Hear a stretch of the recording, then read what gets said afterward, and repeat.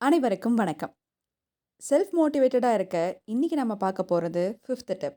அது என்னன்னா, உங்களுக்கு தேவையில்லாததை தூக்கி எறிஞ்சிருங்க. புதிய பொருட்களை கைவசப்படுத்துறதுக்கு முன்னாடி பழைய பொருட்களை விடை கொடுத்து அனுப்பிச்சிடுங்க. இதுதான் அந்த டிப்.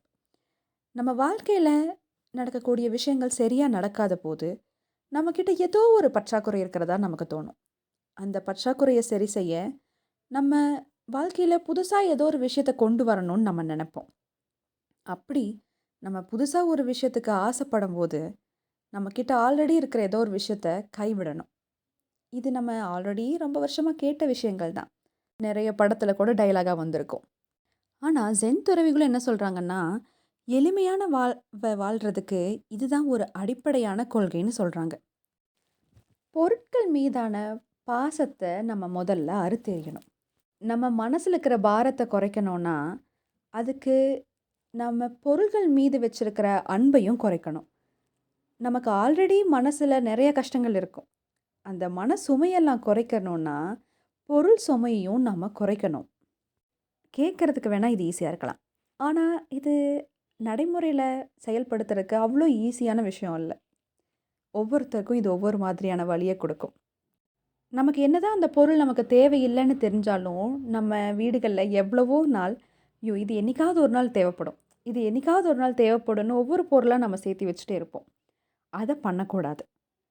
ஒரு பொருளை புதுசாக நம்ம வீட்டுக்கு வாங்கிட்டு வரோம்னா அதுக்கு முன்னாடி நம்ம வீட்டில் இருக்கிற ஏதோ ஒரு பழைய பொருளை நம்ம தூக்கி எறியணும். நிறைய ட்ரெஸ், நிறைய செப்பல், நிறைய நிறைய கண்டெய்னர்ஸ், நம்ம அளவுக்கு அதிகமாக பொருட்களை ஷாப்பிங் பண்ணுறதை ஃபஸ்ட்டு நிறுத்தணும்.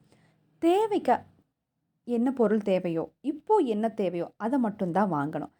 நம்ம கடைக்கு ஒரு லாலிபாப் வாங்க போயிருப்போம். ஆனால் அது கூடயே கேக்ஸ், ப்ரௌனீஸ்னு நமக்கு தேவையில்லாத விஷயங்களை வாங்கிட்டு வருவோம். இதை தான் பண்ணக்கூடாதுன்னு சொல்கிறாங்க. எளிமையான வாழ்க்கையை வாழணுன்னா உடைமைகள் மேலே வச்சிருக்கிற பற்றை அறுத்தெறியணும். இதுதான் ஜென் சொல்கிற தத்துவம்.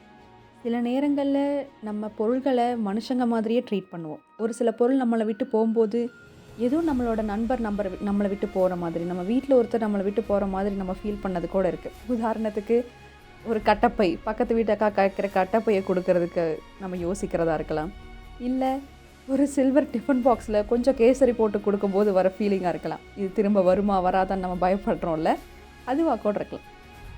ஆனால் இதையெல்லாம் நம்ம எப்படி ஓவர் கம் பண்ண போகிறோங்கிறத நம்ம கையில் தான் இருக்குது. நம்ம ஒவ்வொருத்தரும் தான் முடிவு பண்ணணும். இது எனக்கு தேவையா தேவையில்லையா, இதனால் எனக்கு ஏதாவது ஒரு பிரயோஜனம் இருக்கா அப்படிங்கிறத நம்ம தான் முடிவு பண்ணணும். நம்ம தான் பொருள்களை பயன்படுத்தணுமோ தவிர பொருள்கள் நம்மளை பயன்படுத்தக்கூடாது. நம்ம ஒரு லேசான இதயத்தோட வாழ விரும்பினா அதை பொருட்களை தூக்கி எறிகிறதுலேருந்து ஆரம்பிக்கணும்னு சொல்கிறாங்க. நம்ம விஷயங்கள் மேலே பற்றற்று இருக்கும்போது தான் நம்மளோட வாழ்க்கையில் மிராக்கிள்ஸ் நடக்க தொடங்குதுன்னு சொல்கிறாங்க. நம்ம வாழ்க்கையிலையும் மிராக்கிள் நடக்கணுமா இல்லை வேண்டாமா, அதை நம்ம தான் முடிவு பண்ணணும்.